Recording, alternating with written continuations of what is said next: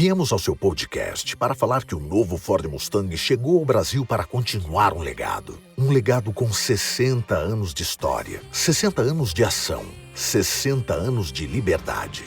Equipado com motor Coyote, o verdadeiro V8 e seus incríveis 488 cavalos de potência. Acesse Ford.com.br e saiba mais sobre esse ícone. Ford.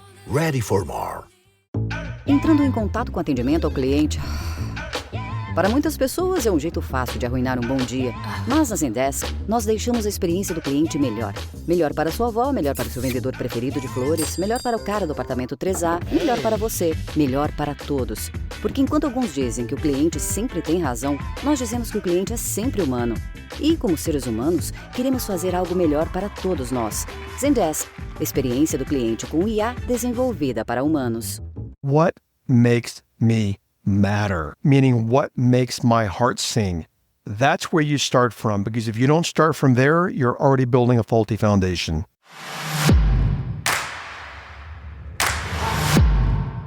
Welcome back, Millionaire University listeners. It's me, Kirsten. Today's episode is going to go a somewhat different direction than we normally go here on the podcast. We love talking about strategy. We love bringing on entrepreneurs and talking about how they've built their businesses, the steps that you should take to create that same type of business model. And we also do talk about foundational principles of mindset. But today, my guest is Jim Fortin. We go deep into the subconscious reprogramming that is essential for your success. I geek out over this subject matter and I love it so much. And I'm actually very familiar with Jim and his work. So I was really delighted to come on, share his expertise with you. So get ready, because you may have been coming at your business from one angle, but after listening to today's episode, you're probably going to look at things much, much differently. So let's dive right in and get to the good stuff with Jim Fortin. Welcome, Jim, to Millionaire University. This is such a synchronous moment in my life. It's so exciting when I saw your name come through. I was stoked because I've been a student and a follower of yours for years. And so I'm excited to have an opportunity to bring you on here, share all of the brilliance of Jim Fortin with our listeners. So thanks for coming on. I was excited when I saw that it was you. And when you said you'd been in TCP, I'm like, this is synchronicity at its best. Yes. You were in one of my programs, and you and your husband 6 years ago, you're doing what you're doing. You're setting the world on fire, so to speak. You're helping a lot of people. And now we're coming full circle again, that we're intersecting again. Yep. So I'm grateful for the invite. Let's have a good time and let's help a lot of people. Absolutely. I'm all in for that. I know I'm very familiar with what you do, but let's give everybody just a rundown of what your background has looked like and how you've gotten to where you are and what you, I don't want to say what you teach because that's a really loaded question, but just give us a little intro into Jim Fortin and what you've done and who you are. I'll try to make this as short as possible because I want to make all of our time about them and not about me. Love it. But in the 1990s, I was broke out of college. I was dead broke. And I'm like, I always knew that I wanted to be self-employed. I've never been good at working for someone else, not my shtick. And I started reading all the motivational stuff, Zig Ziglar, all that kind of stuff. And I wasn't getting the results that I wanted. And then I started studying NLP, neuro-linguistic programming, and I had a mentor who was also Tony Robbins' mentor. She taught me, we were business partners for 2 decades, and I got heavily immersed in neurolinguistics and NLP, brain science, how to shift the brain, cognitive restructuring, neuroplasticity, and subconscious reprogramming. And for 20 years, I've been teaching other people how to do this, wrapped around shifting at the core their identity of who and what they are, because who they are will determine the results that they get. I've worked with world leaders, I've worked with royalty, I've worked with Olympic athletes, I've worked with millionaires, I've worked with billionaires, and I've worked with just a massive amount of entrepreneurs, people that are wanting to do something in the world. Yeah. Is that succinct enough? Yes, Is that was okay? Perfect. Right. I think you summed up a pretty impressive career in under 2 minutes, so that was great. And you said something in the very beginning that is actually the foundation for this show. You said you graduated college and you were totally broke. And our philosophy is we want people to graduate rich, not broke. And where can we dive in and what would you suggest? Because we have a lot of people who are trying to grind it out. They're trying to build success. They're listening to all these different episodes where we're going into strategies and different business models. And I know that at the core of all of that, there are fundamentals to actually have success. So where do you suggest people begin? Because I guarantee a lot of people aren't starting at the right point when it comes to creating that. Okay, let's go. I'm going to just tell you what I think, okay? Okay. And what I know. That there are a lot of people that are very well known on social media, some very big names that are hurting people and leading them the wrong direction. You had mentioned the phrase, grind it out. You don't get rich by grinding it out. You don't do anything by grinding it out. And you can say, well, Jim, what about this person, that person? You could say, well, what about Steve Jobs? He was grinding it out.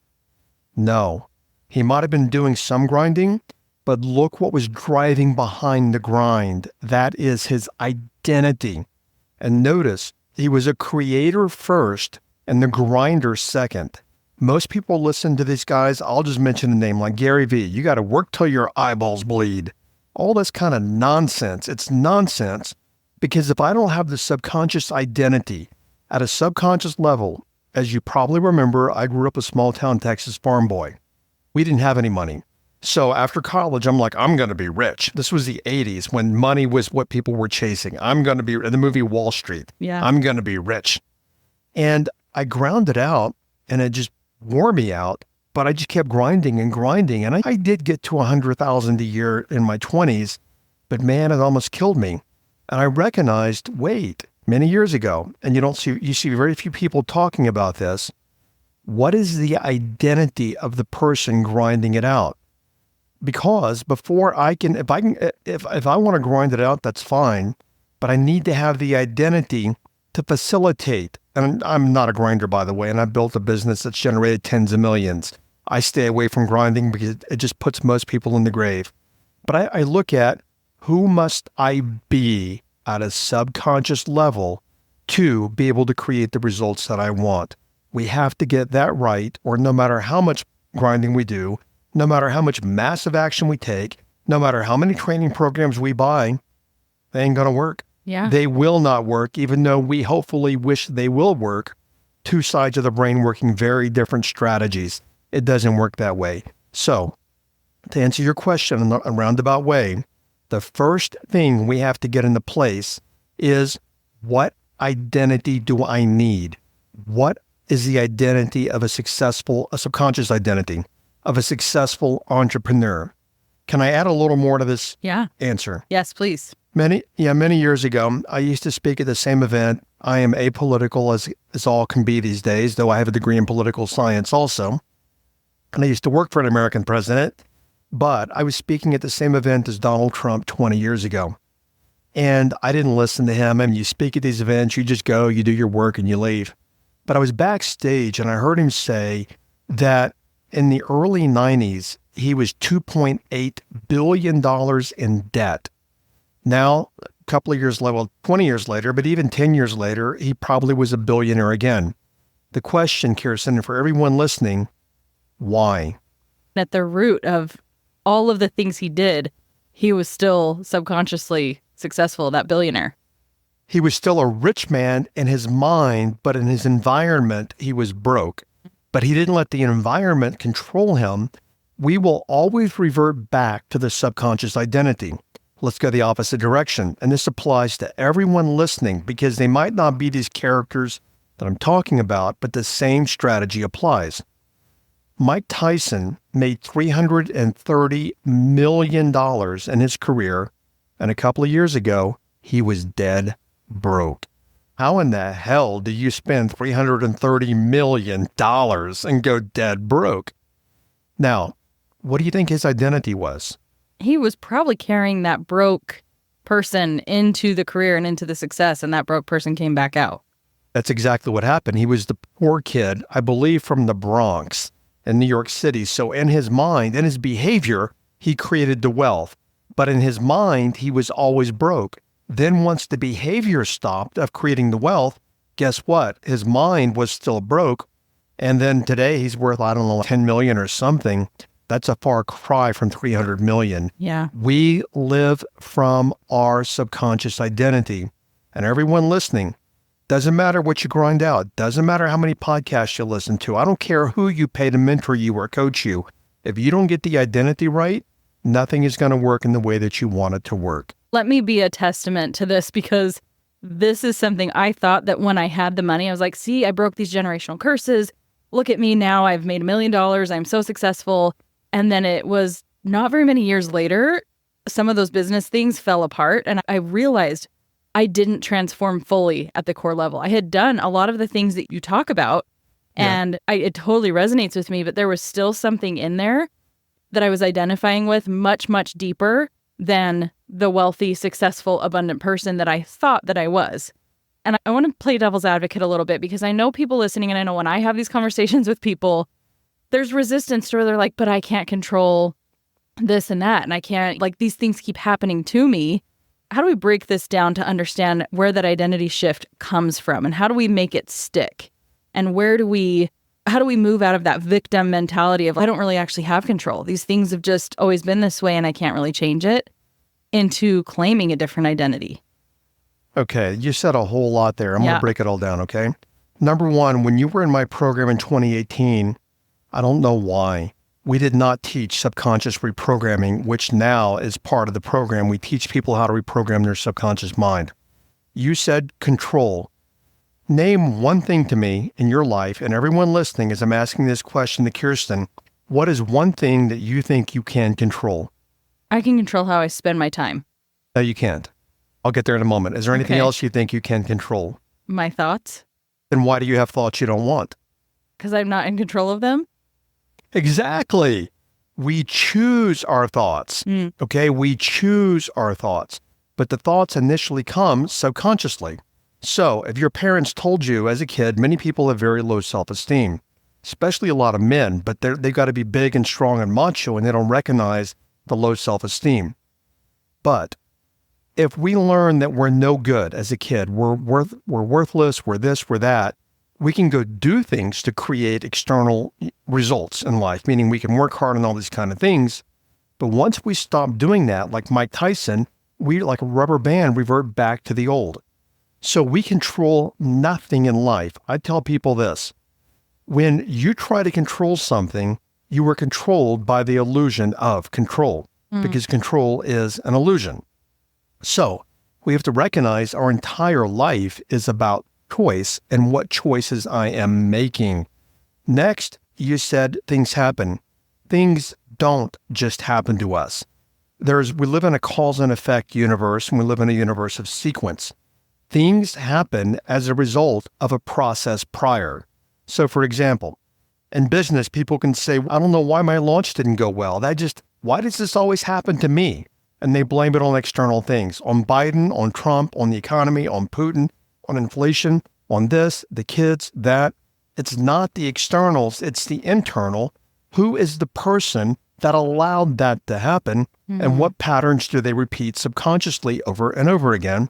And then you said something else, and I cannot read my writing. Oh, victim mentality. Victim mentality is when we are like, it's just not my fault. It's someone else's fault. You did it to me. You did this. You made me feel bad. The marketplace just doesn't get what I'm trying to do. It has nothing to do with me. It has everything to do with you. That is victim mentality. Where we want to work from is 100% responsibility for our lives. Whatever happens, it's my responsibility to make sure I'm the person to make it happen. Because if I'm not, it ain't going to happen, no matter how much I think I want it. Or deserve it. Aren't there a lot of people who... Yeah. And there's a difference between... But there's a lot of manifesting going on, and I think it's great. But I think a lot of times we get into an entitlement of, because I've visualized it and because I feel like this is what I'm supposed to have, we remove some of the work. And I know you're a testament to it's not about grinding, but it's about alignment, right? It's 100%. A good friend of mine named James Wedmore, he lives literally one house away from me. We're neighbors. We're good friends. I wouldn't even have met you if James Wedmore wasn't promoting me. Yep. And he gave me a coffee mug one time that it marked through the words hustle, and it said alignment. Now, here's what scares a lot of people, especially as entrepreneurs. They're like, okay, what can I do? What can I do for a living? What will people pay me money for? You're already working backwards. Where I work from, what lights me up? What makes me matter? What brings me meaning to my life? Now, let me take that out and build a business, take that out in the world and help more people. Now I'm working from alignment, because I'm going to tell everyone listening right now, I don't care how much money you made. I have made tens of millions of dollars doing what I do and serving people, serving from the heart. But you know what? After a while, burnout can set in, because after a while, you're like, shit, I can go buy, I do it. I live in a $4.5 million home, okay? Wanted a new Porsche, I went and bought it. After a while, that doesn't hold a whole lot of value, at least for me and most people, because again, we're like, but what am I doing in the world? What am I doing? Because we all want to do something. What am I doing in the world to make the world a better place? Yeah. That's why alignment is so vital, because the externals will wear off. I've definitely lived that myself, where you get all the things that are on the vision board and you're like, but why is it still not what I thought it would be? It's a letdown, and you do have to build from that space of identity. So where would you rather go in this? Do we want to break down how we start to transform that identity? I know that's a really loaded process and maybe it feels big, but we could break it down in some steps. Or do we want to go from the approach of how do we really find what lights us up and build outward from that way? Let's do a little of both. Let's go to the first one. Okay. A good friend of mine, I showed you this before we started. I didn't read you anything. This is a journal that was given to me in 2009 by a very good friend of mine. She lives in Dallas. Today's June the 19th. I sent her a dozen white roses. That's her favorite. She's 84 years old. She was one of the most powerful businesswomen in Dallas for decades. And when she was 60, she left what she was doing as president of a very large real estate company and started her own. In 10 years, it was the second largest private real estate company in Texas, generating billions of dollars a year in sales. She sent me this, and I'm going to read you one line here. Basically, I don't know if I'll read you, but she says, the way to become successful is to drop the word achievement and replace it with contribution. And she says, it doesn't matter to me how high I have been in life. What matters to me is how many people that I can take with me. So where I work from is what I call Ayni, A-Y-N-I. My brother-in-law is a shaman. He taught me this. It is ancient Incan for reciprocity of life. Many people that are entrepreneurs are like, gimme, I want money. Listen to me. I'm going to scream. Here's my offer. Backwards. That'll wear you out. Where I work from is, I'm going to make your life better. I guarantee you I'm going to make your life better. You and I have not talked in 6 years, and you told me you still have my stuff in your house 6 years later that you guys see. My job is, how can I make your life better? Because when I make your life better, now I'm serving first, and you will make my life better. We share energy. I give you my years of knowledge and expertise. You give me money, which means I can help more people. This is a fundamental, and I know you agree with this. Yeah.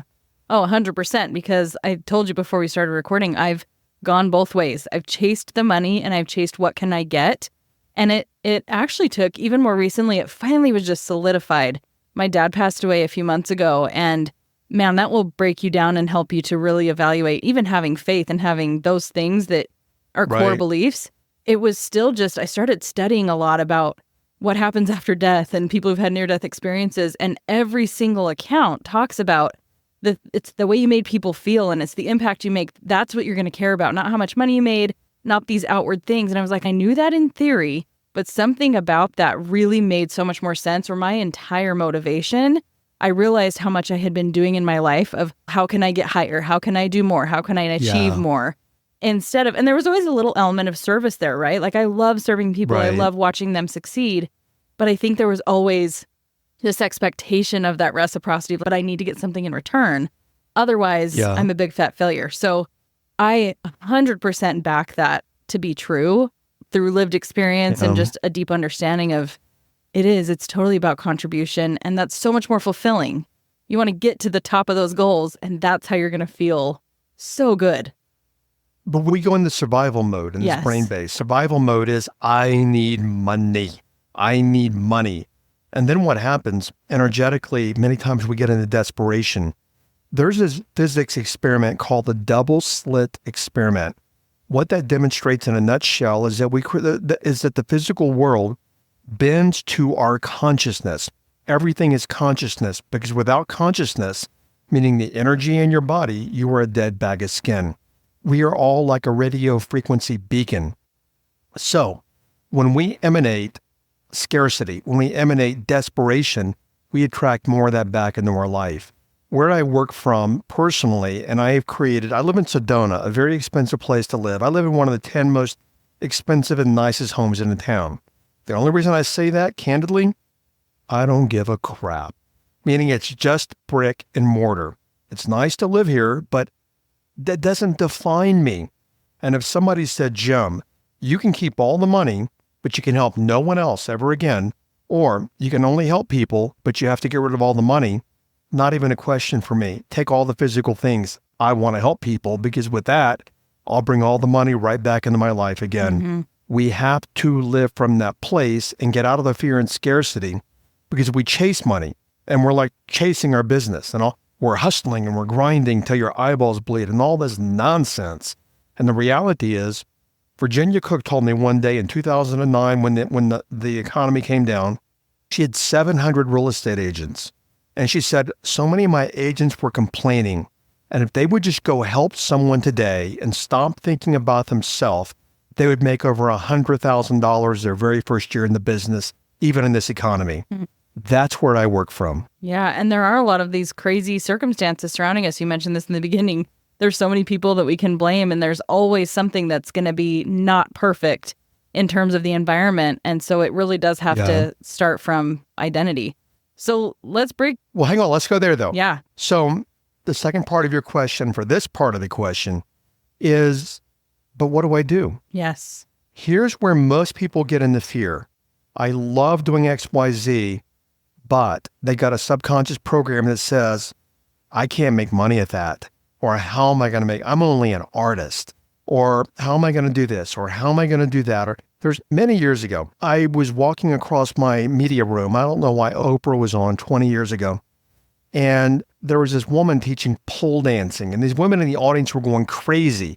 And it wasn't sexual pole dancing. It was sensual to rekindle your relationship. Now, I was also a speaker at the Learning Annex in New York City, as was Donald Trump. That's where I was in the mix. And I remember looking in the catalog course offerings and it said pole dancing. And I thought, who the hell would go to this? That's what I thought.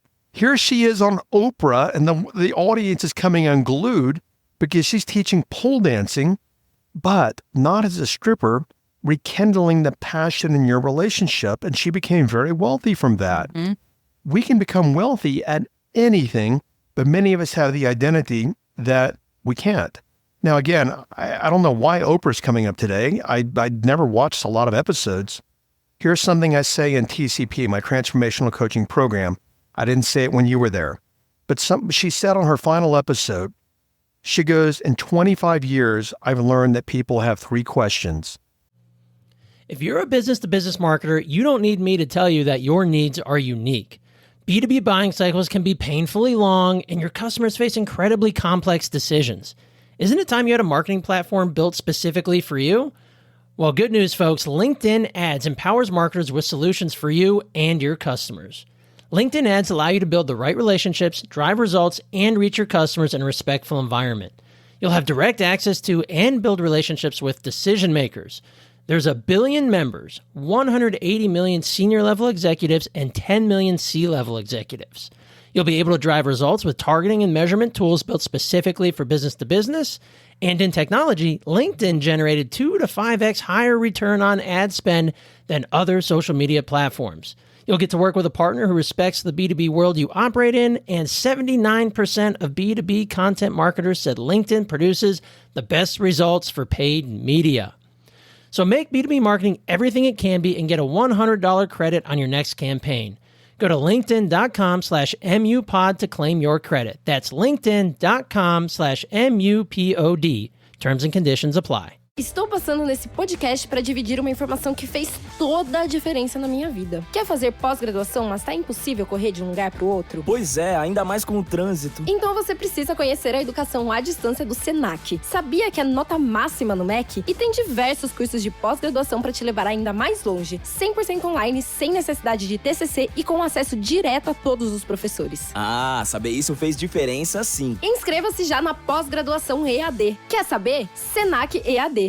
3 questions is, do you see me? Do you hear me, and do I matter? So where the motivational speakers have it wrong is, what is your why? What is your why? What is your why? You're told this all the time. Hopefully I'm not contradicting anything you put out. But your why is analytical, meaning it's left brain thought, because you get analytic. Well, my why is this on my list, and number one, and I want that new speedboat, and I want the new house, and I want to be a better father and mother. These are my whys. Notice there is no emotion behind the whys. Let's go a different direction. Everyone listening, write this down unless you're driving. What makes me matter? Meaning, what makes my heart sing? That's where you start from, because if you don't start from there, you're already building a faulty foundation. And that's where most people are building from, because they are programmed in that fear of I have a friend that I've had this conversation with recently where we started to notice she's very good at making comparisons. A lot of us do these like pros and cons lists, and maybe we could do this or maybe we could do this. And a lot of times it stays with just two options. And I was like, have you realized how you decide there's only two options and you stop getting curious about what if there's 20 other ways this can come to be, but maybe it just feels safe for you to just pick between two, but you're missing so many different opportunities and paths that could get you there. And I think we have such finite, it's great that we can make goals and that we can have lists and set a plan. But I think sometimes that how is what even gets in the way of the why being more purposeful, right? Yeah. And let me, a good friend of mine, Shama Hyder, she was on my podcast, but I've known Shama for 20 years. I was one of her first 4 social media clients. She is ranked as one of the top 10 marketers in the world by LinkedIn. She's a feature writer in Forbes. She's been recognized every year by the magazines, top 25 under 25, top 30 under 30 for entrepreneurs, top 40 under 40. She said, and I agree with this 1,000%, most people won't figure things out. And what I tell people is, you are never stuck in life. Listen, if you're listening right now and you ever say you're stuck, you are never stuck. It is your thinking that is stuck. And your thinking is stuck because you're not being creative. What I will do is I'll look at things like, that didn't go right. Let me look at it from a different direction. Let me bring in some help. Let me talk to someone. Let me have someone else look at it. James Wedmore is doing a launch right now. It's probably a $15 million launch. And even a couple of years ago, he's like, Jim, look at my copy for me on my sales page, because that's what I've helped a lot of people with over the years. I don't anymore. He's looking for a second set of eyes. I just hired somebody that's a former TCPer to look at my messaging because I'm too close to it. I'm saying to her, Amy, what do you see? What can we accentuate that I don't see? Creativity. We've got to become more creative in our marketing and in our approach to life. And unless we are that, we're going to stay stuck in our old pattern. Yeah, makes total sense. I think it sounds really refreshing and it sounds right. And I think it just takes practice, right? To start wrapping your mind around and even acknowledging the fact that you are doing most of what you're doing on a subconscious level. And you think you're choosing a lot of the things that you're doing, but at the end of the day, most of it is just reverting back to that programming. And you're not actually choosing what you want. You're choosing what you're familiar with and comfortable with. So how... Hang on, let's add, because we're going to go to where you want to go next. Yeah. I'm sorry for interrupting, No, but you're I good. see so many opportunities to take them where they want to go. Okay. Now, you and everyone listening, imagine that I walked up to you right now and I said, hey, it's dinner time.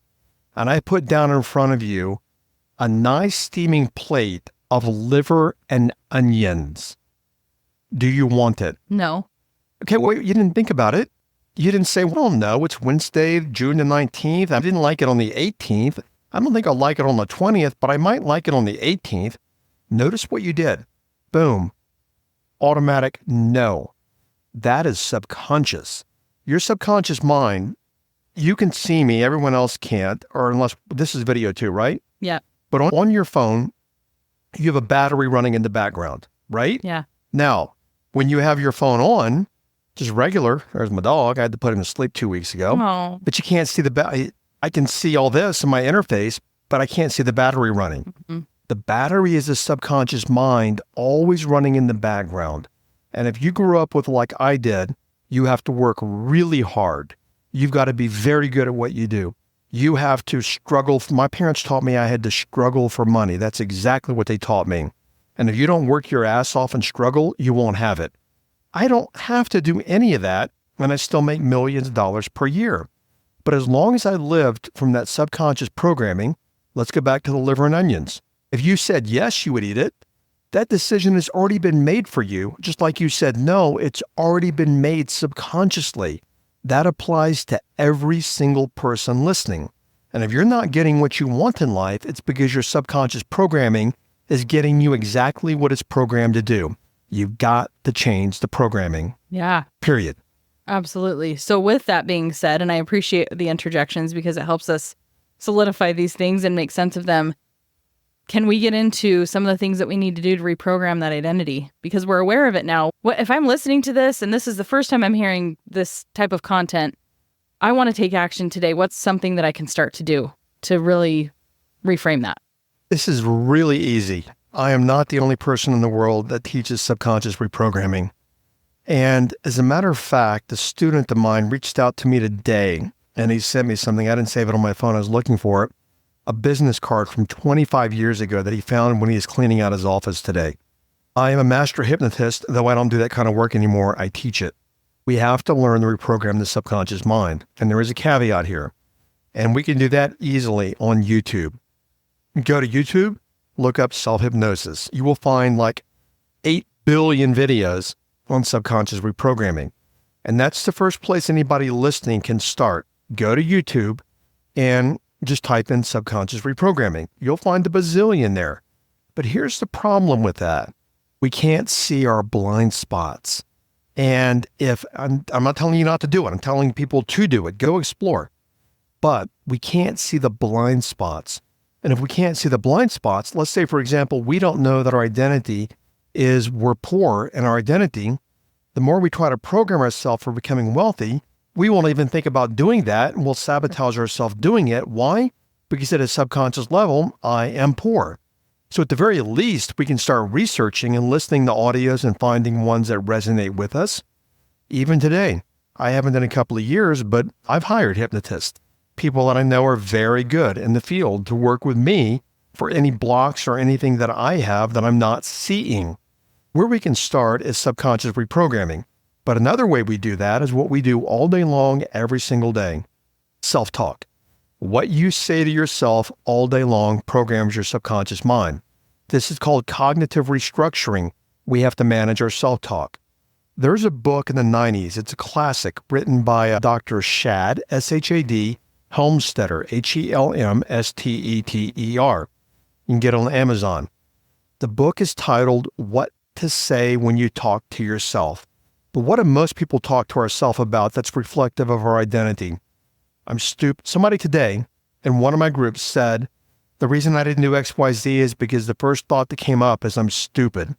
She's probably 40 years old. She learned that 35 years ago as a 5-year-old from her mom and dad because they said something and it stuck with her. We have to manage the self-talk. There's a lot more ways, but these are the easy ways, is pay attention to what you say to yourself. Because what you say to yourself with repetition, literally, it actually creates neural pathways in the brain and it programs us subconsciously. Yeah, that's a really good starting point. And I think it can feel really big, but I'm living proof of it. It really can start simple. And I think I want to help everybody understand what we mean when we say identity, because I know we've talked about this and I understand it. I just want to make sure that we're covering this in such a way that they're Perfect. like, what even is identity? How do we understand what the identity is that we're approaching business from to know if we're doing it wrong, if I'm not coming from the right one? That's probably the best question of today, is that identity is known also as your self-image, which is how you see yourself. Aristotle said, give me a child until the age of 7 and I will own him for a lifetime. We become what we learn as kids. The best example, and I'm sorry, I'm a little nasally, I'm stopped up, allergies today. I've not used any hypnosis myself to take care of it, so it just is what it is. But when I was in first grade, my teacher walked up to me and said, she passed out our math test after she graded them. And she looked at me with a very kind of a disdainful look. And she called me Jimmy in first grade. She goes, Jimmy, you're just not good at math. and put my paper on my desk and it had a D on it. I think back to high school, my parents used to chastise me. Why do you're in the top 10 of your class, you make A's on every single subject, but you keep failing math? Why did you have to repeat Algebra 1 again? I battled with math for almost all of my years in school. But I'm relatively a smart guy because I'm making A's in everything else. Why am I failing math? Thank you, Mrs. Schilling. In first grade, when she said to me, "You're bad at math," I latched onto that because until about the age of 8, we can't analyze. That part of the brain's not developed. We don't analyze things. So whatever our parents tell us in the early years, you're stupid, you're smart, you're this, you shouldn't eat those kind of foods. People in our family get fat. And they carry these things for a lifetime. They carry it, but they don't even know that they carry it because it's been planted subconsciously. Then when we get older, you look at Oprah. Great example. Why the hell am I using Oprah so much today? I don't know. But look at Oprah today. Oprah is a classic. Why? I don't know what that's about. But Oprah is a classic example. She can afford anything and anyone she wants. But you know what? No matter what she does, she can't lose weight. Why? Because when she was a child, she was raped. You have to look at the psychological imprints that were created subconsciously because of that. Now, I don't know. I don't have any substantiation on this, but as a hypnotist, I was taught that women, when they are abused sexually very young, they will put on weight as isolation in the body. It's see, no one's going to want me now. So it's isolation and protection metaphorically and subconsciously. So no matter what they try to do, they can't lose the weight. Oprah's never addressed it from that point of view. But it applies to everything. For me, it was money. For me, it was all about we're poor, we're broke, we struggle, people like us can't afford things like that. And honestly, even until like 5 years ago, 6 years ago, when I bought my first Porsche, I walked in and I swear to God, I did not feel comfortable in that Porsche dealership. The first thought in my mind was, this is for rich people, but I'm a rich person. And then I said to myself, my checkbook says I can be here if I want to be here. And I just bought a brand new Porsche and drove it off the lot that day. But notice what happened. The poor kid crept up on me. We're poor. And then tied to that was maybe a little bit of inferiority, meaning I'm not as good as other people because I'm poor. I don't have any of that anymore. But that still bit me 6 years ago when I went to buy a Porsche. Yeah, that makes a lot of sense. And I personally have done a lot of this identity work, and it's still a work in progress. Like I said, there's some subconscious things that I'm still trying to root out, and it's all practice. But I think when I found your stuff several years ago, it resonated because I had done something when I first met Justin and Tara, who started back then 8 Minute Millionaire. I had this realization of, wait a minute, like I can choose whatever identity that I want. And I did a lot of the things that you were teaching in your program without having language for it. And because I was able to look back and people were like, how did you do this? How did you go from the subsidized housing to making all this money and totally changing? Because people in our family don't do that. And I had a lot of the people watching and saying, yeah, good luck with that. And I went back and I was like, I just changed who I was.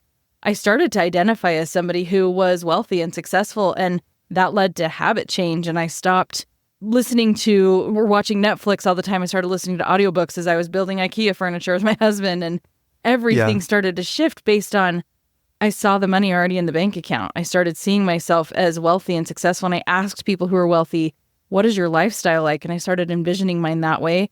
And so those are some of the recommendations I would assume that you would give on how do we start to paint that new picture of identity so that we start to claim what we really want. In my programs, TCP has changed dramatically since you've been through it. In that we also do a week now on habits. Habits are brain-based. You don't get what you want in life, you get your habits, plain and simple. And we have to look at, okay, here's my subconscious identity. This is what I've learned as a child. What are my habits? What habits do I have? Now, I'm going to come back to this, but I'm going to back up here. You said something along the lines, I'm starting to ferret out my subconscious beliefs. We don't have to ferret out anything. What we look at is our environment, meaning your physical world out here will tell you exactly who you are subconsciously or how you're operating, at least for now, subconsciously. So People will say, I have money struggles. How do I know what my subconscious identity is? Easy. Look at your bank account. That will tell you exactly what your identity is. That's why my podcast is titled Transform Your Life from the Inside Out, because what we create on the outside is a reflection of the inside. Donald Trump, the example I gave you, Mike Tyson, the example that I gave you. We have to shift that identity. Now, in my programs, what I do, but what I suggest here, in my programs, the transformational coaching program, 1 week, I can't make anyone do anything, but I say, here's a list of things that I want you to pick from. And one of them is picking first class airfare when you travel, because that scares the crap out of people. And to me, I only fly first class. But years ago, I never flew first. Now I'm not flying anything but first. If I can't fly first, I ain't going to go, period. And when I tell my students, next airfare you book, next hotel you book, don't book the crappy 2-star, 3-star hotel to save money. You book the 5-star hotel. You book the first class. And the reason why, that gives us a taste of something we've never had. And that starts exciting. Whoa, I can do this. I did do this. I did have it. I'm not telling you to go out and buy a brand new Porsche or anything like that, but do something that's a little bit outside of your comfort zone that'll make you say, it wasn't so bad. I can do this. And so we need to start inching a little by little out of that comfort zone, because comfort zones literally are the reason we stay in comfort zones is the brain doesn't like pain. We move from pain to pleasure. A comfort zone, even though it's not comfortable, it's more pleasurable than the pain of changing. So put yourself in pain and walk outside your comfort zone for things that are relative to wealth. Go to that nice restaurant. You might only go one time a quarter, but go to that 5-star restaurant. I live a life now. I'm not bragging, I promise. I can buy what I want, when I want, how I want, and why I want. There was a time in my life when it was the exact opposite. I was digging in the back seat of my car for change to buy macaroni and cheese and tuna. But I shifted on the inside by doing exactly what I'm telling your listeners right now. Let's take a baby step. What's something all of you listeners can do right now today? Book an airfare, go to a nice restaurant, buy yourself a purse, buy yourself a dress, something that you're like, oh, I normally wouldn't spend that money, but I'm going to do it. And that'll start conditioning us to get out of the habit of thinking like a poor person. It's funny you should mention that because, like I said, I go back through some of the materials from TCP and I know a lot of things have changed. Yeah. But one thing that really stood out to me is I was even looking through the posts from Facebook, the comment threads and everything. And one of the people said, I did something that's small, it's minor, but I ordered the extra sauce, or I added on the guacamole today when I ordered. Yeah. And I can't believe how that started to transform. Oh, I can afford that. And how much that started to reprogram even that in such a small way. So I love those suggestions. You had said, I'm transparent. You had said you still battle with some things. Life is a journey. We're gonna work till the time we leave the planet. So I normally wear an Apple Watch, but today I have an Omega watch on, and this is a $10,000 watch. Are you kidding me? There were years ago that I made $10,000 per year. And of course, we're adjusting for inflation and stuff, okay? But about 4 years ago, I saw a Rolex that I wanted. And I'm not really a jewelry person. I live in Sedona, flip-flops and t-shirts, but I do like nice watches, nice homes, and nice cars. Otherwise, don't tell anybody. I buy shirts at Target sometimes, for real, okay? I just don't care about those things. But I was looking at Rolexes and I found one that's $25,000. I had millions just in my checking account. And I'm like, I don't know, it's $25,000. And my partner said to me, you haven't earned it? You're not worth it? And I'm like, crap, you're right. Okay.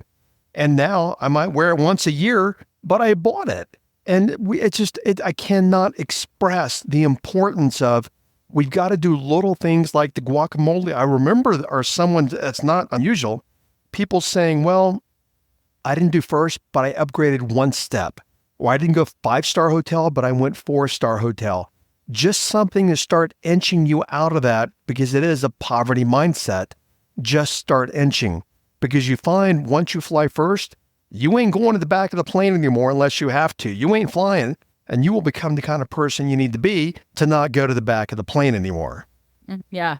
I believe that. And just so everybody listening doesn't confuse that with just start living like you're a baller already, we're not talking about irresponsibility. We're talking about step into that identity. If it's not booking the first class ticket and that makes you actually want to die inside, then find a way that you can say, what would the most... I did this with ads one time. I started running ads to an offer. And I was like, if I already knew this was going to become a successful sales funnel, if this was already making multiple six figures, how much would I really put in per day? And I decided to do that number instead of the $10, $20 a day that I originally wanted to do. And that was scary. And it wasn't massive, but it was enough. And I saw sales within an hour of turning on those ads. It's real. That's exactly what I did years ago, is I was afraid to invest and spend money on coaching. And I've spent probably $250,000 in the last several years on coaching. And I just invested $40,000 in Mighty Network Pro last couple of weeks ago. They are all online community. Now, the thing is this, I'm like, well, no, we've used Facebook for years. It really works. But my team is like, Jim, there's so many more things we can do with Mighty. Okay, fine, I'm sold. But here's my point. No matter where we are in life, I know billionaires that are like, I don't know if I want to spend the money on that. For real. My brother-in-law, he and his wife live in Jackson Hole as their second home. They live in a $10 million home. He dropped his $9 cigar on the ground and he's like in water. And he's like, crap, I just lost $9. You know what I mean? We have all these kind of money psychologies, but here's the thing. Start living a little bigger, and thank you. This isn't going crazy. This isn't going out buying the Mercedes, because I've seen speakers tell people, ooh, get out of your comfort zone. Go buy that car you can't afford. No, that's hurting people, because if they don't have the identity to be responsible, to be able to pay for it, now you've hurt them. But an airfare or something like that ain't gonna hurt anyone. It might mean you can't have Starbucks for 2 weeks, but it ain't going to hurt anyone. Start somewhere. Yeah. And I'm sorry I'm talking about money so much in this episode, because honestly, I just don't care. But this is about money. And money, we don't want money just because we want money. I look at money as a tool. What can I do? How many more people can I hire? How many more ads can I run? What programs can I do? If I didn't make money, I couldn't invest $40,000 in Mighty Network Pro. I've got a new book coming out. I couldn't invest $100,000 in the marketing team to do that. So I help more people by spending more money. And the more money I spend, the more money I make. But I had to start somewhere. Yeah. And I want to say to everybody too, when you hear Jim say that, if that still makes you really uncomfortable and there's resistance, that right there is the evidence that there's some subconscious reprogramming that needs to happen. If you're like, whatever, that sounds insane, I'm not going to do that, I'm going to play it safe. That is the exact, like, whatever came up for you, right? That is who you are being right now. We work well together because that is brilliant, you and I, because it's brilliant. You caught that. And that if something makes us uncomfortable, then like the watch, I was like, I have the money easily for $25,000. There's no big deal. I wouldn't even miss it. But I'm like, what is that resistance? That was the kid from 40 years ago coming up. Still in me a little bit. And it's not there. I don't think it's there now, because I know that no matter what, I know this, as long as I help people, and here's a mistake people make. This is really important for entrepreneurs. We're told that we create value in the world. And the more value we create, the more money we will make. That is wrong. We have to create value, but we make the money based upon how much we value our value. If I create money for you, but I don't value what I've done for you and I don't ask you for a return, reciprocity, you could pay me $10, but yet I might have created $1 million for you. So I've got to value my value, and that comes to self-esteem. And a lot of people miss that because they have money issues and they're afraid to ask people for money. But to your point, if you're afraid as an entrepreneur to ask people for money, it's really about, how do you see money? How do you see yourself as money? Then your word being. I own the trademark to be, do, have. You must be before you can do, before you can have. Everything comes down to the way you be. We must be courageous. Otherwise, we're going to be spinning our tires 10 years later. Yep, I completely agree and believe that 100%. We could talk for hours, and I want to encourage everybody to go listen to your podcast, because there are well over how many episodes at this point? Hundreds? We have 300 and something, several million. I think we're on 4.5 million downloads. We're in the top 100 in two categories, personal development and education. But I want to tell people listening, I merge science with ancient wisdom. I'm non-religious. We talk about a lot of spirituality, but non-dogmatic, meaning I'm not preaching to you, but science says, and ancient wisdom says, and I take a lot of the ancient wisdom and tie it into modern day psychology and a modern life. But yeah, we've fortunately, it's become a very popular podcast, and I'm very grateful for that. I'd appreciate a good review if you find value in it, and I promise you value it in pretty much every episode. I can attest to that. I definitely have had Jim in my ear on many walks and many workouts because it's just truth. And the trick with all of this is, like I've said, it's practice, and you have to keep putting that information, putting those thoughts into your head. Yeah, I have to create that habit. The more we keep something in front of, I do it today. The more we keep something in front of us, the more, okay, I built this house here. I moved into it a year ago. And my last house that I lived in for 5 years, the trash was on the right-hand side of the sink. In this house, it's on the left-hand side of the sink. I went to open the trash yesterday on the right-hand side, which is a dishwasher in this house. I'm like, that's not me. It's my brain. Now, after a while, we do recondition most things. I guess I'm a slow learner for this one, but it's the brain that does it. And we recondition the brain by what we say to ourselves or what we think perpetually.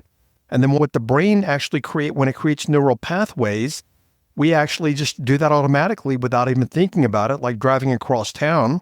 How many of you have driven across town and you don't even recall the drive across town because you're in your head? That is your brain and your subconscious mind doing it for you. You're spot on. Everything you said, literally. Guys, people listening, listen to more of this podcast. Listen, it is good stuff. And it is spot on in my observation and my experience. But you got to apply. And one more comment. There's a difference between what I call content and context. Content is what you and I are sharing in the podcast shares. You can buy a book on becoming a bazillionaire. That is content, meaning it's words and nouns and verbs, and in my case, sentence fragments and dangling participles. But it's content. If I can't get this content into my context, meaning my subconscious identity, this content is of no value. That's why we have to habituate the content to create a new context. Context is my subconscious frame that I work from automatically. Makes sense? Yep. It makes sense to me 100%. Perfect. And this is why a lot of us, we will read books and nothing really changes. We read Think and Grow Rich and we're not rich because you have to apply that. Yeah, I 100% Exactly. agree. And that's why I read Think and Grow Rich in 1996. And I'm like, right on, this is amazing. I'm waiting tables. I'm going to become rich in 2 years. 10 years later, I was still trying to make money. It's because I grew up a poor kid, and it was the poor kid reading the content in the book. The poor kid in identity couldn't take the content about being rich and executing on it. But that's not just about the content about being rich. I need 2 more minutes here, okay? It's that I grew up with an alcoholic dad. So as a result of that, my dad would drink every single day, and he would start a lot of projects at home. Now, he would start a bazillion projects around the house, but I never saw him finish a project. Now, Kirsten, what do you think that taught me by observing that as a small kid? I'm sure you repeated the same exact thing, right? All talk, not a lot of completion. I learned, and this applies to everyone listening because in some way this will apply to you. I learned that it's okay to start things and not finish them or do them half-ass. When I'm reading Think and Grow Rich 20 years later, when I'm in my 20s, guess what? I'm bringing that context partway, quasi doing it, and then wondering why I'm not getting the results. So I'm reading the content, but my context that I learned from Dad 20 years ago is still influencing the content. We've got to shift the context, which again is habit, and we'll keep it simple this particular interview. Self-talk. What to say when you talk to yourself. You start managing your self-talk, your life will start changing. Muhammad Ali, I'm the greatest fighter who ever lived. I'm the greatest fighter who ever lived. I'm the greatest fighter who ever lived. He was literally programming his subconscious mind. I love it. You've brought so much value, which I knew that you would. I was so excited to have this conversation. And I'm excited for everybody listening who's never been exposed to the subject matter and you to be indoctrinated in a sense and just brought into the fold of some of the greatest truth that you can ever know and the root, in my opinion, of success. So where can they keep learning more? We've mentioned the podcast. What can you provide for us so they can dive in deeper? Yeah. And before I give you that address, the word indoctrinated, I use that word a lot. We've all been indoctrinated. We've been indoctrinated with religion, with sociology, with money, with socialization, with politics. Make America Great is all about indoctrination. This is what these people learned as a child. Their identity is the patriotic American. Non-political comment at all. It's a matter of we are indoctrinated. So we have to look at, if I ain't getting what I want in life, guess what? Life is about indoctrination. I need different indoctrination. And I need to indoctrinate me with things in my self-talk that are going to get me to where I want to go. A lot of people deal with petty worries, anxieties, fears. They're not going to like me, this, that, and the other. Am I good enough? How's my launch going to do? Worry, fear, worry, fear. I created a little program about, 7 or 8 years ago called the Master Thought Formula. The Master Thought Formula is basically when you learn to think in this masterful way, all your fears go away. For example, everyone listening, are you thinking about lobster right now? Are you thinking, Kirsten, about lobster? Well, now I am. But you weren't prior, right? No. No. So you are where your attention is. We have to learn to manage our attention. That's what this program will help you do. Because when you're in fear and worry and all these kind of things, that's where your attention is. We have to learn to master our attention. Go to jimfortin.com/MU, Millionaire University, but it's only the 2 letters. jimfortin.com/MU, and you can download the master. No, wait, we're not giving that one away. I think, okay, just go there. I forgot what my team told me we were going to do today, but that's what I told them to do, but maybe I messed up too. Anyway, I will over-deliver whatever we're giving you. I will over-deliver. Just go to jimfortin.com/MU and you will find value there. I promise. Don't take my word for it. Go there, download it yourself, and discover it for yourself. Love it. Thank you so much. I knew you'd over-deliver, and I really appreciate everything that you dove into with me today. It was a great conversation. Super excited for everybody else to follow along. I loved it. Great job. You did a great job. And I know that I tend to just take off like a racehorse when people ask questions, but you did a great job of asking the right questions for people listening. And all of you listening, thank you very much for being here today. Again, I gave you content. That's not enough. We got to start changing the context. Go get the books that I told you about, or the book, What to Say When You Talk to Yourself. Listen to my podcast as well, because I share a whole lot of that with you on my podcast. So thank you very much for listening. Thank you so much to Jim and our other show sponsors for making today's episode a reality. I know that there are so many of you out there who probably listened to this and understood the reason why maybe you've tried other things. You've tried to succeed, build businesses, start creative projects, and it just doesn't amount to anything. It's not that you're not working hard enough. It's that you haven't reframed your identity as somebody who is worthy and capable of success. And as I stated on this episode, I've been through this cycle multiple times, and it is so important. It is such a fundamental truth that you step into that identity as a successful entrepreneur that you want to be. Start emulating what it means to be a millionaire, just like I did when I first heard Justin and Tara talking on the podcast about what it took to be successful. I had conversations with Tara specifically asking, what is it like to be a millionaire? What is it like to have that kind of money in your bank account? And I started seeing myself as that person. And that led to all of the steps that aligned with that identity and creating that success for myself. I hope you guys enjoyed this episode. Go check us out on Instagram. Leave a comment on some of the clips that we have from this episode. Let us know what your greatest aha moment was. And until the next episode, you guys have a great day. Class dismissed.